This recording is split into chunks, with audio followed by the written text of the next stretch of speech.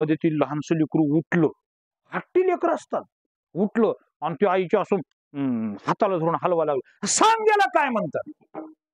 आता आईने ते ताट बाजूला सोडलं, त्या लेकराला आपल्या छातीला लावलं आणि सांगितलं, बाळा याला दूध म्हणतात. काय सांगितलं? याला काय म्हणतात? दूध. त्या लेकरानं दुसरा प्रश्न विचारला, आई जर याला दूध म्हणतात तर तू आतापर्यंत देत होतीस ती काय होत? आणि मग ती आई सांगू लागली, बाळा आपली गरिबी आहे रे, आणि गरिबी असल्यामुळं आम्हाला तुला दूध देता आलं नाही. आम्ही दूध पांढरं असतंय म्हणून पिठात पाणी कालवलं आणि पांढऱ्या रंगाचं पाणी करून तुला दिलं, दूध म्हणून. दूध म्हणून मला सांगा, एका आपल्या सख्या आईला आपल्या मुलाला पिठात पाणी कालून दूध म्हणून द्यावं लागतंय, हा कशाचा परिणाम आहे? मान्य आहे ना? गरिबी इतकी वाईट आहे, इतकी वाईट आहे. कुण्या स्तराला निहून सांगता येत नाही. त्या लेकरानं पुढे सांगितलं, आई या जगात कुणी दूध देणार आहे का नाही? आई सांगते, एक आहे गडे, त्याला विश्वंभर म्हणतात. त्याचं नाव काय आहे? जो जगाचं पालन पोषण करतो तो विश्वंभर आहे, आणि तो मात्र देईल. त्यानं ध्यान लावलं, साधना केली आणि त्या देवाला प्रसन्न केलं. देव प्रसन्न झाला आणि देवाने सांगितलं, सांग बाळा तुला काय पाहिजे? मला काय नाही पाहिजे, मला वाटीभर दूध पाहिजे. आता घ्या. देव आलाय समोर आणि हा काय मागतोय? ज्ञानोबा याचं वर्णन करतात, मागा दूध मान मागितल्या पाटी, अवघीच क्षीराब्दीची करोनिया वाटी, उपमन्यू पुढे धरजुटी ठेविली जैसी. हे दुसरं तिसरं बालक नाही, उपमन्यू नावाचं बालक आहे, त्याच्या जीवनातली कथा आहे. मी काय हे चिंतन सांगितलं? गरिबी एवढी वाईट आहे. अजून बरेच प्रसंग सांगता येतील, पण आपल्याला पुढे जायचंय. वा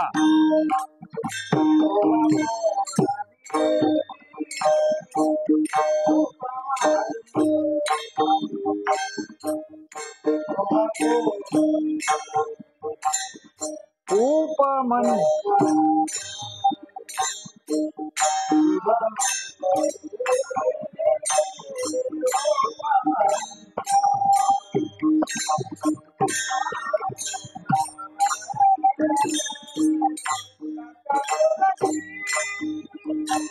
वा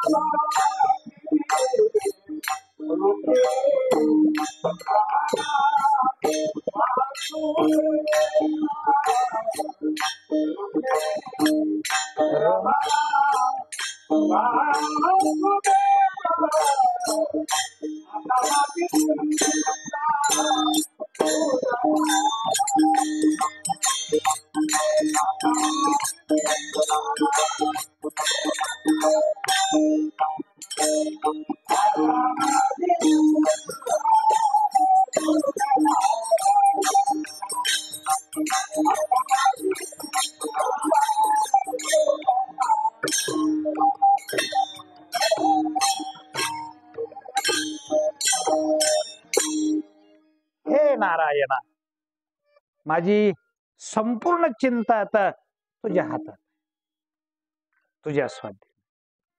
उपमन्यूसाठी भगवंताने क्षीरसागराची निर्मिती केली. मला चिंतन ह्याच्यासाठी सांगायचं होतं की गरिबी अतिशय वाईट आहे. आपला मुद्दा हा चालू आहे, अतिशय वाईट. तुकाराम महाराजांना विचारलं, महाराज गरिबीचं दुःख आहे, मग तुम्हाला या गरिबीच्या दुःखाची भीती वाटते का? तुम्ही सांगता मला एक वेळेस या दुःखातून बाजूला करा, म्हणजे गरिबीच्या दुःखातून बाजूला करा का? तुकाराम महाराज सांगतात, नाही, मला या दुःखाची भीती वाटत नाही. म्हणजे का वाटत नाही? तर हे दुःख सगळ्याला नाही. आता गरिबीचं दुःख श्रीमंताला आहे का? सगळ्याला हे दुःख नाही, त्याच्यामुळे मला या दुःखाची भीती वाटत नाही. दुसरा दुःखाचा प्रकार आपण पाहू, ते म्हणजे पापाचं दुःख. ऐका, कर्मामध्ये दोन प्रकारचं कर्म आहे, एक पाप कर्म आहे आणि एक पुण्य कर्म आहे. पुण्य कर्माचं फळ आहे सुख आणि पाप कर्माचं दुःख आहे.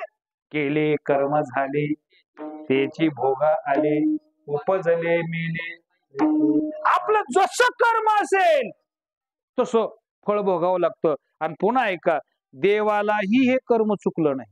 याच्या पुढे जाऊन सांगू का, देवाच्या बापाला चुकलं नाही. दुसऱ्याला चुकल का? आपल्याला सगळ्याला कथा ज्ञात आहे, मला वेळ जास्त घ्यायचा नाही. राजा दशरथाच्या हातून नकळत श्रावण बाळाची हत्या झाली. जाणून बुजून केलती का? नाही, चुकून झाली, मान्य आहे ना. पण ते पातक बसलंच राजा दशरथाच्या मस्तकावर. नाही असं नाही, कर्म घडलं गडे, आणि त्या कर्माचा दोष राजा दशरथाला भोगावा लागला. 3 मुलं झाले, पण मरताना जवळ एकही राहिलं नाही. का? केलेल्या कर्माचं फळ कळत असेल नकळत असेल, आपल्याकडून जर पाप कर्म घडलं तर त्याचं फळ भोगावंच लागतं.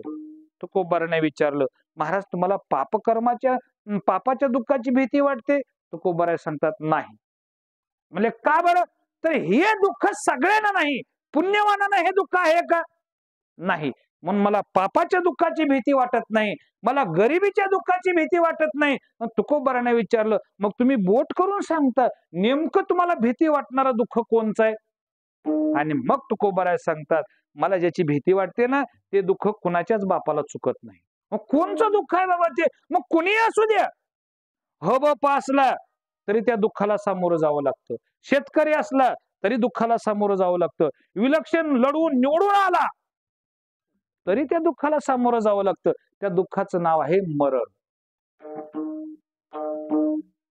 कोणचं दुःख आहे बरं मला सांगा? आतापर्यंत या दुःखातून कुणी सुटलाय? महाग सुटलाय कुणी? आता कुणी सुटतोय? आणि इथून पुढे कुणी सुटल? असं एक दुःख आहे. आतापर्यंत कुणी सुटला नाही, सध्या सुटत नाही, आणि पुढे सुटणार नाही. तुम्ही याला त्रिकाल अबाधित सत्य म्हणलं तर काही वावगं होणार नाही. असं जे दुःख आहे, मला या दुःखाची भीती वाटते. बरं गंमत अशी आहे, साधू संतांना या दुःखाची भीती वाटत नाही, तर गंमत अशी आहे, जन्म मरणाच्या संस्मरणाची भीती वाटते. निकम मरण असतं तर काही अवघड नाही, पण ऐका, ज्याला मरण चुकवायचंय त्यानं जन्म चुकवावा लागतो. जन्माला आला की त्याला मरावं लागतं, आणि मेला की त्याला पुन्हा जन्मावं लागतं. हे घटिका यंत्र जैसे परिब्रह्मेगा, ज्ञानोबारायांची भाषा. हे चक्र आहे, आणि हे चक्र कधी न संपणार आहे. मी हमेशा विनोदानं सांगत असतो, आता हा कपडा कशापासून तयार होतो? सोपा आहे कळण्यासाठी. कशापासून? कापसापासून. कापूस कुठे पिकतो? मान्य आहे ना. शेतात कापूस पिकला की त्याच्यापासून कपडा तयार होतो, आणि कपडा फाटला कुठं टाकतो? उकिरड्यामध्ये. आणि उकिरड्यातला खात कुठं जातो? पुन्हा शेतात कापूस पेरला, पुन्हा कापसाचा, पुन्हा कापड फाटला, पुन्हा कुठे गेला? उकिरड्याचा खात कुठे गेला? पुन्हा शेतात कापूस पेरला, पुन्हा. कवा चक्र संपल? हे चक्र आहे, ही चक्र आहे, ही चक्र आहे, जन्म मरणाचं चक्र आहे. शंकराचार्य सांगतात, पुनरपि जननम पुनरपि मरणम पुनरपि जननी जठरे शयन. हे जे चक्र आहे, या चक्राची मला भीती वाटते. आणि जन्म मरणाचं दुःख हे कुणाला चुकत नाही. देव जरी इथं आला तर त्याला सुद्धा भोगावंच लागतं.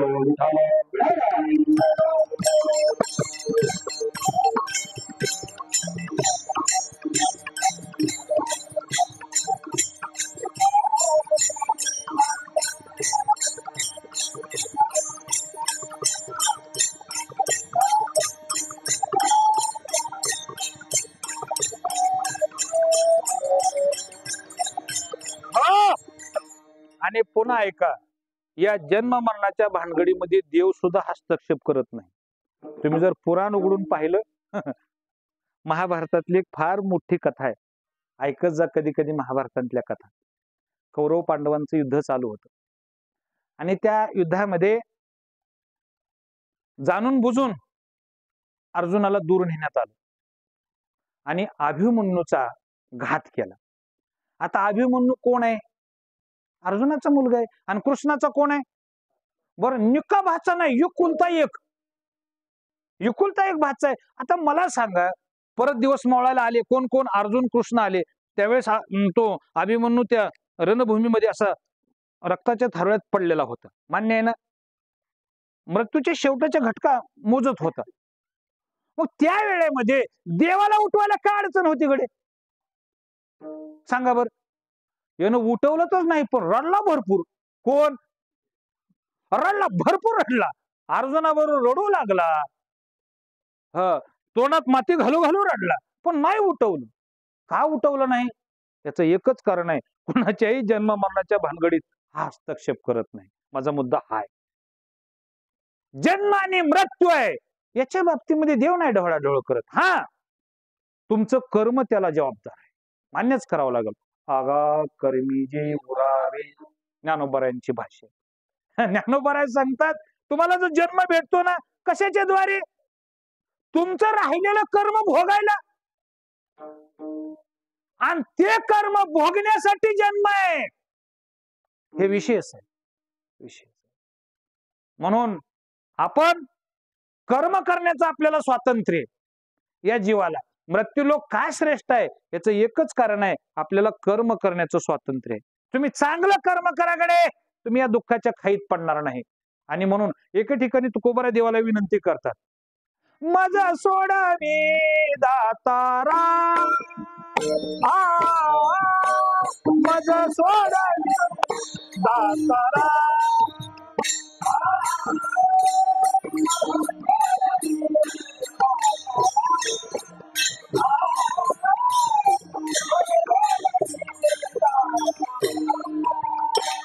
कर्मा पासो मी दोस्तारा, कर्मा पासो मी दोस्तारा.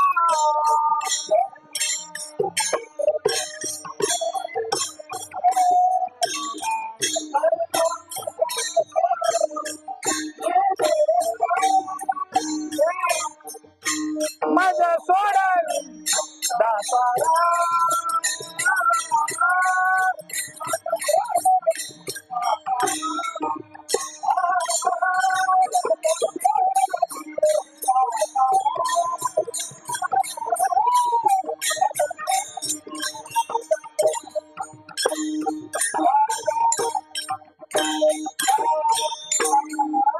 श्रीमंत श्री तुकोबराय आणखीन एके ठिकाणी देवाला विनंती करतात, ए देवा, एक काम करे, तू मला या कर्माच्या जाळ्यातून बाजूला काढ. कशाच्या? मरणाच्या नाही म्हटले, जन्माच्या नाही, मग कशाच्या? या कर्माच्या कचाटून. मज सोडावी दातारा, कर्मापासून. हे दुस्तर कर्म आहे, याने या कर्मातून मला बाजूला काढ. कर्म मनुष्याच्या सुख दुःखाला जर कारण काय असेल तर कर्म आहे, कर्म आहे. आज आपला विषय हा चालू की मृत्यू. मृत्यू प्रत्येक मनुष्याच्या जीवनामध्ये, मनुष्यच नाही हो, कुणी जेवढेही सृष्टीवर जीव म्हणून जन्माला आले, या सगळ्यांच्या एक ना एक दिवशी नाश आहे, संपणार आहे. हे सगळं, सगळ्याचा अंत आहे, सगळ्याचा अंत आहे.